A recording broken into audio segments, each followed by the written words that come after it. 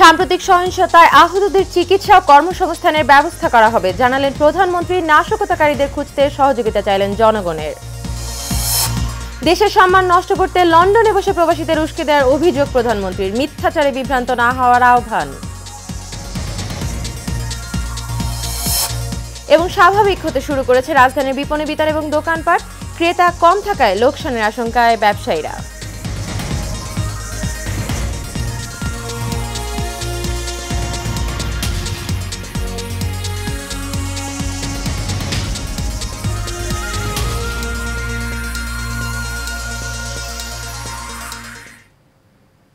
স্বাগত এশিয়ান নিউজের সঙ্গে আছে আকলিমা বিনতে ইউনুস।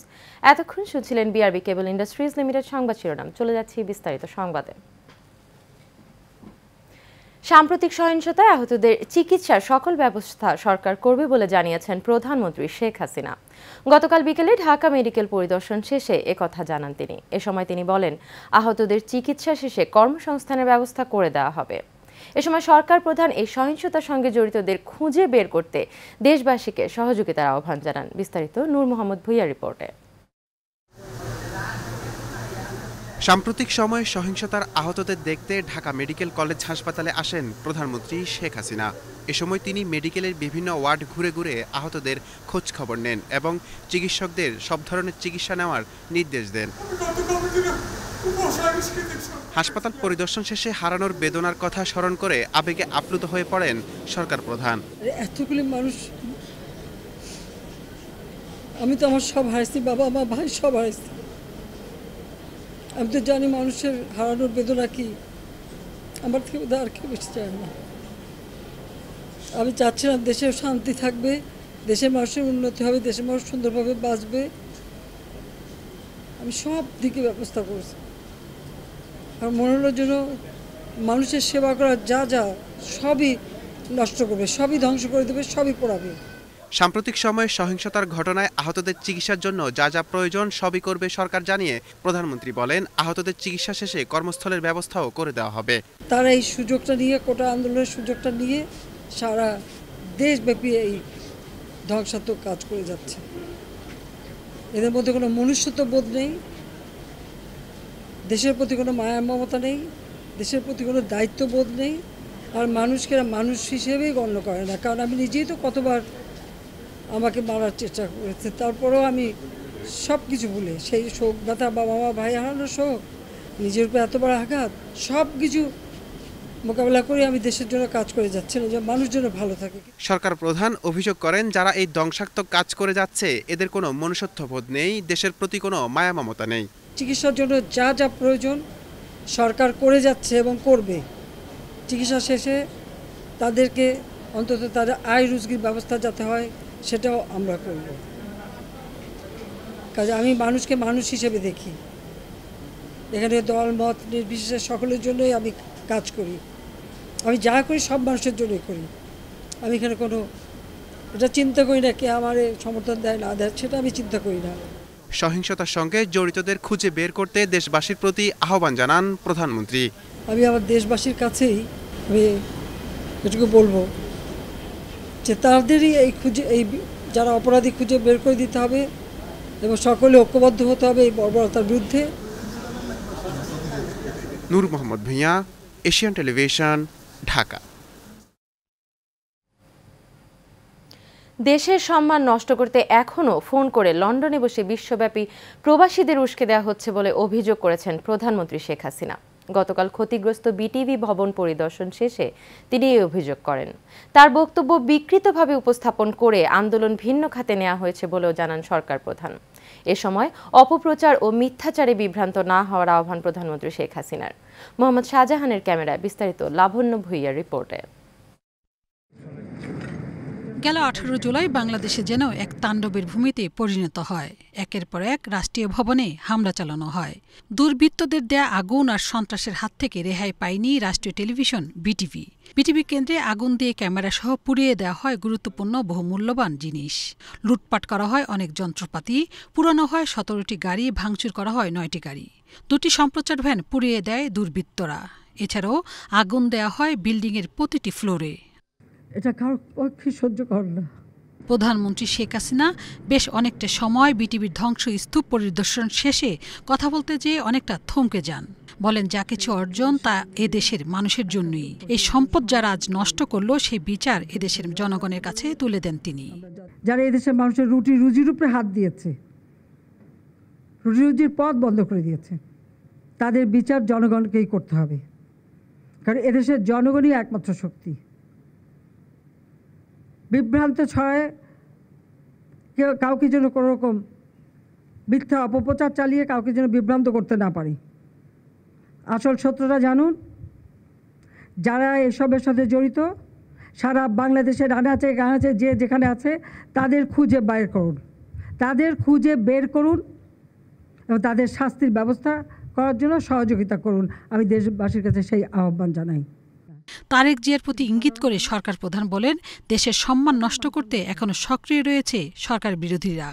আরও দুঃখের বিষয় হলো, লন্ডন থেকে নির্দেশ যায় যেখানে যেখানে বাঙালি আছে সেখানে সেখানে আন্দোলন করতে হবে।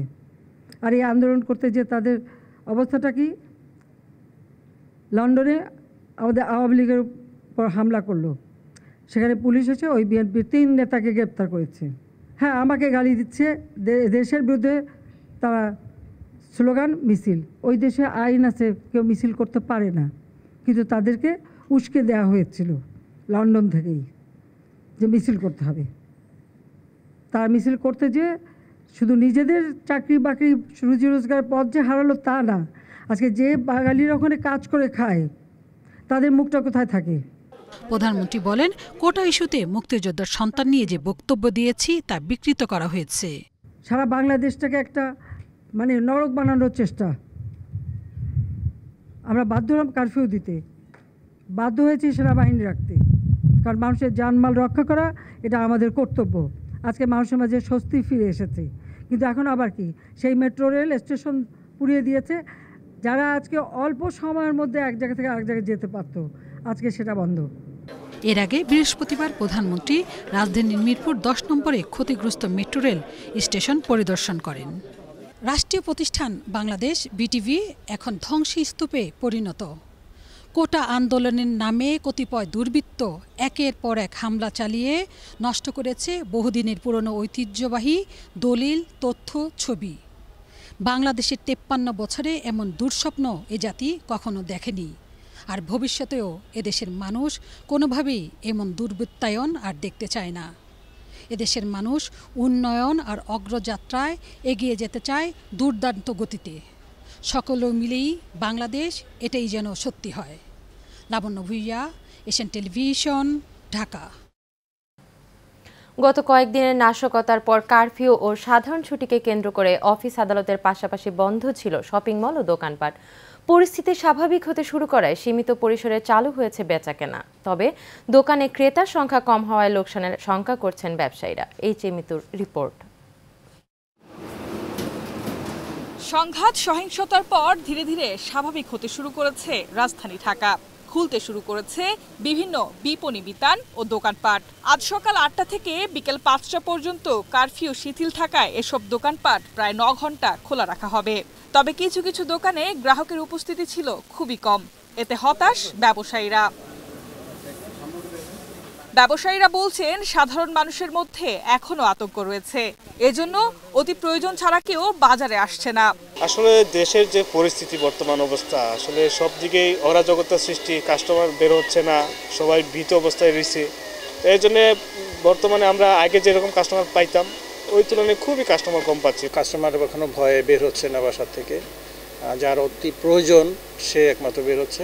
টানা কয়েকদিন সহিংসতা গেছে, ঠিক আছে, এই জন্য মানুষের ভিতরে একটা আতঙ্ক আছে, সেই জন্য হয়তো কাস্টমার আসতেছে না।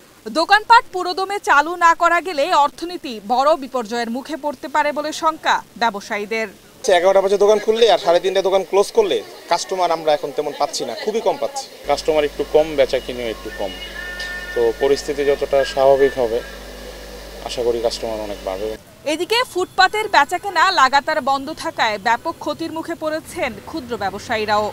তাদের মতে, সাধারণ মানুষের হাতে বাড়তি পণ্য কেনার মতো টাকা না থাকায় বিক্রি তলানিতে নেমেছে। Mitu, Asian television, Dhaka. দেশের পরিস্থিতি স্বাভাবিক অবস্থায় নিয়ে আসায় রাষ্ট্রপতি মোহাম্মদ শাহাবুদ্দিন, প্রধানমন্ত্রী শেখ হাসিনা ও সেনাপ্রধান জেনারেল ওয়াকারুজ্জামান, নৌবাহিনী ও বিমানবাহিনী প্রধান, পুলিশ মহাপরিদর্শক ও র্যাবের ডিজিকে ধন্যবাদ জানিয়েছেন এশিয়ান টেলিভিশনের চেয়ারম্যান বীর মুক্তিযোদ্ধা আলহাজ হারুনুর রশিদ সিআইপি। রহমান রাহিম। জামাত, বিএনপি, শিবির যেভাবে দেশকে ধ্বংসের পথে নেওয়ার চেষ্টা করছিল, কী যে অবস্থা করছিল এটা বলার মতো নয়। মানুষ যে ক্ষতিপূরণ হয়েছে, আমার মনে কয়েক হাজার কোটি টাকার ক্ষতিপূরণ হয়েছে। যাই হোক, মাননীয় প্রধানমন্ত্রীকে জানাই ধন্যবাদ। আপনি যোগ্য সময় মতন আপনি সিদ্ধান্ত নিয়েছেন, সিদ্ধান্তের জন্য আমি হারুন এশিয়ান টিভির পক্ষ থেকে জানাই ধন্যবাদ। এবং জানাই ধন্যবাদ বাংলাদেশ সেনাবাহিনীর প্রধানকে, পুলিশ প্রধান, আনসার প্রধান, র্যাব প্রধান, সকলকে জানাই আন্তরিক এশিয়ান টিভির পক্ষ থেকে ধন্যবাদ জানাই। আল্লাহর কাছে দোয়া করি, আল্লাহ মানুষকে তুমি শান্তি দিও, আর মাননীয় প্রধানমন্ত্রীকে সুস্থ রেখো, ভালো রেখো, এবং সেনাবাহিনীর সকল সেনাবাহিনীকে জানাই আন্তরিক অভিনন্দন, এবং প্রশাসনের যত প্রশাসন আছে তাদের জানাই অভিনন্দন। খোদা হাফেজ, খোদা হাফেজ। জয় বাংলা, জয় বঙ্গবন্ধু।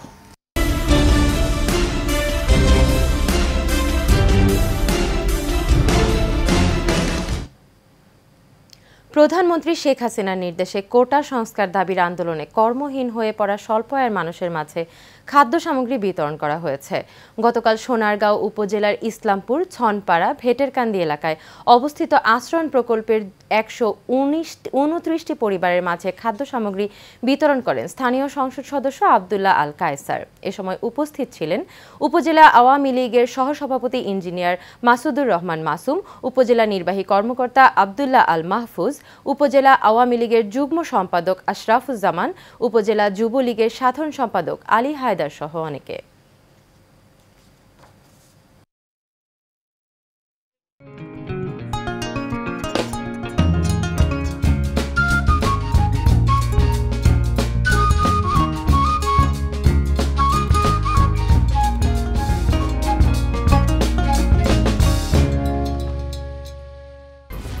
এক্সপার্ট B500 CWR স্বাধীনতার সুবর্ণ জয়ন্তীতে নতুন বাংলাদেশ গড়ার প্রত্যয়। HM steel B500 CWR।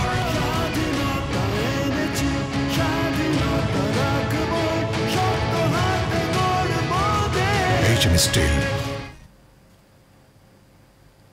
গয়নায় হোক প্রযুক্তির ছোঁয়া, এই প্রতিপাদ্যকে সামনে রেখে বাংলাদেশ জুয়েলার্স সমিতির 59তম প্রতিষ্ঠা বার্ষিকী উপলক্ষে চট্টগ্রাম মহানগর শাখার উদ্যোগে আনন্দ র্যালি অনুষ্ঠিত হয়েছে। রাজীব ধর তমালের সঞ্চালনায় বাজুস চট্টগ্রাম মহানগরের সভাপতি যিশু বণিকের সভাপতিত্বে কেক কেটে এবং পায়রা উড়িয়ে শোভাযাত্রার উদ্বোধন করেন চট্টগ্রাম চেম্বার অফ কমার্স ইন্ডাস্ট্রিজের প্রেসিডেন্ট ওমর হাজ্জাজ। এ সময় আরও উপস্থিত ছিলেন সহসভাপতি শীদুল কান্তি ধর, সংগঠনের সাধারণ সম্পাদক প্রণব সাহা, র্যালি সমন্বয় কমিটির আহ্বায়ক শিমু রানী ধর, শাহজাহান সিদ্দিকী, হারাধন মহাজন, দিলীপ কুমার ধর সহ বাজুসের অন্যান্য নেতৃবৃন্দ। যুবলীগের কেন্দ্রীয় সাংগঠনিক সম্পাদক শহীদুল হক রাসেলের উদ্যোগে মাসব্যাপী পথচারী ও দুস্থ মানুষের মাঝে রান্না করা খাবার, বিশুদ্ধ পানীয় জল বিতরণ করা হয়েছে। গতকাল চট্টগ্রামে জিইসির মোড় এলাকায় আয়োজিত খাবার বিতরণ অনুষ্ঠানে সভাপতিত্ব করেন উত্তর জেলা যুবলীগের অর্থ সম্পাদক ইঞ্জিনিয়ার মোহাম্মদ শাহজাহান। এ সময় উপস্থিত ছিলেন মহানগর যুবলীগের যুগ্ম সাধারণ সম্পাদক সাইফুদ্দিন আহমেদ, মহানগর যুবলীগ নেতা মাজহারুল নোমান খান, উত্তর জেলা যুবলীগের শিল্প বাণিজ্য সম্পাদক আবু সৈয়দ রেহান, যুবলীগ নেতা সালাউদ্দিন সহ যুবলীগের অন্যান্য নেতৃবৃন্দরা।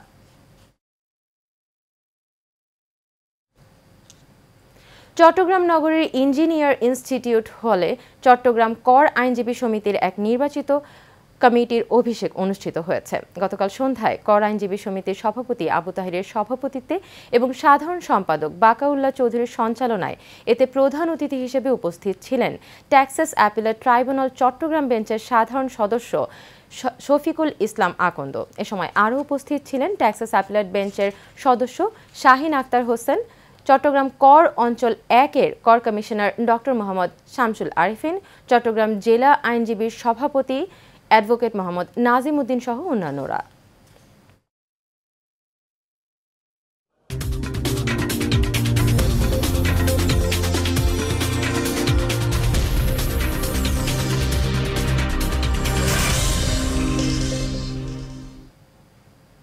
এবারে খেলার খবর।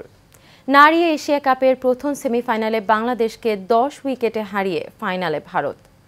ডাম্বুলায় বাংলাদেশের দেয়া 81 রানের টার্গেট 9 ওভার হাতে রেখে পার করে ভারতীয় নারী দল। টস জিতে ব্যাট করতে নেমে 8 উইকেটে 80 রান করে বাংলাদেশ। দলীয় সর্বোচ্চ 32 রান আসে অধিনায়ক নিগার সুলতানার ব্যাট থেকে। স্বর্ণা আক্তারের অপরাজিত 19 রান ছাড়া অন্য কোনো ব্যাটার 2 অঙ্কের কোটায় যেতেই পারেননি। জবাবে খুব একটা বেগ পেতে হয়নি ভারতকে। 2 ওপেনার শেফালি ভার্মা ও স্মৃতি মান্দানার ধৈর্যশীল ব্যাটিংয়ে মাত্র 11 ওভারেই জয়ের বন্দরে পৌঁছে যায় ভারতীয় মেয়েরা। ক্যারিয়ারের 25তম 50 তুলে স্মৃতি মান্দানা অপরাজিত থাকেন 55 রানে, আর শেফালি অপরাজিত থাকেন 26 রানে।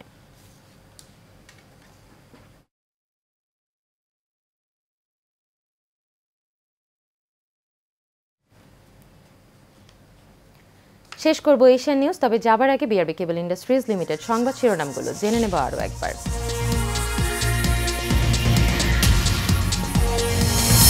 সাম্প্রতিক সহিংসতায় আহতদের চিকিৎসা এবং কর্মসংস্থানের ব্যবস্থা করা হবে জানালেন প্রধানমন্ত্রী। নাশকতাকারীদের খুঁজতে সহযোগিতা চাইলেন জনগণের। দেশের সম্মান নষ্ট করতে লন্ডনে বসে প্রবাসীদের উস্কে দেওয়ার অভিযোগ প্রধানমন্ত্রীর। মিথ্যাচারে বিভ্রান্ত না হওয়ার আহ্বান।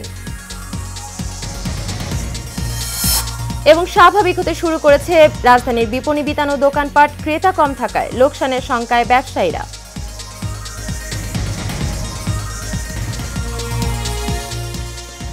এশিয়া নিউজ এ পর্যন্তই। আমাদের পরবর্তী সংবাদ আয়োজন দেখার আমন্ত্রণ রইল। এতক্ষণ সাথে থাকার জন্য সবাইকে ধন্যবাদ।